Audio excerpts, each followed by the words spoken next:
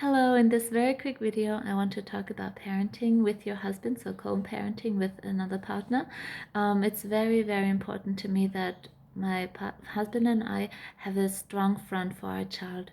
It's going to help her feel more safe, and it will help her know that we are a unity, that she can't play us against each other, and just that what mommy says daddy knows about and agrees with. So this does, as I just said, that does not mean that you agree on every single thing, because you are very different people with completely different styles, and I believe it designed by God that we are in different natures. For example, the husbands tend to be more adventurous and maybe come on more on the discipline, whereas mothers have that nurturing side to come in and swoop in, to wipe those tears away, to feed, to cuddle. So those things are completely normal, but it's very important that you and your partner find a way that you are both comfortable in parenting, because it is such a joint venture. Maybe the mother tends to have more of the hours with the child, but does not mean that she's more responsible over parenting than the husband, who maybe works and only comes home in the evenings and sees the children for a short while.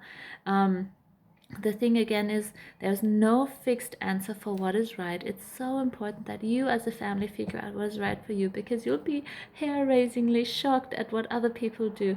You'll be like, seriously, you get away with that?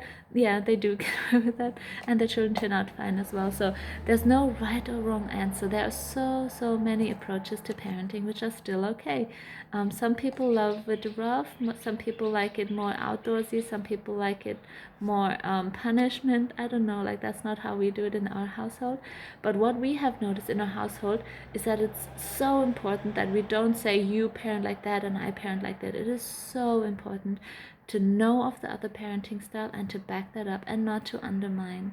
So it has happened between my husband and I that we did swoop in and undermine what the other person was working on, and it has not worked out that well. And then you end up arguing in front of your child who's trying to figure out what was going on just a minute ago. So, and for one person to storm out of the bedroom is never good, because our daughter, she will ask for that parent who's not left with a goodbye, I love you, and a sense of closure. If one of us has stormed out, she has for the next half an hour asked for that person. It shows me so much that her world was not okay, and she just kept on needing the reassurance. Are mommy and daddy together? Are they holding hands? Are they literally knowing what I need, and do they support me together? So yeah, that's what she needed to focus on. So for my husband and I, it was so important to find compromises. I'll give you a practical example. So my husband is okay for Noel to cry and experience the emotion, but I have found it hard to hear her crying, calling my name. So I came into the room and he said, "Don't undermine. I'm reaching a limit. I'm reaching a place with her where she will flesh out her emotion and then come for a cuddle." But I said, "She's calling me, and I'm so hard for me to hear her crying and not get involved." So I have come in, and he's like, "You're undermining me," and I'm like, "I don't care. This is my baby. She needs me now." And then she was like, "Oh, mom will rescue me from dad's discipline." So it's now talking to my husband about how long are we going to let her cry. And for me, it's sometimes more intuitional. I can hear the cry when it's really distressed. It's often when she's so tired.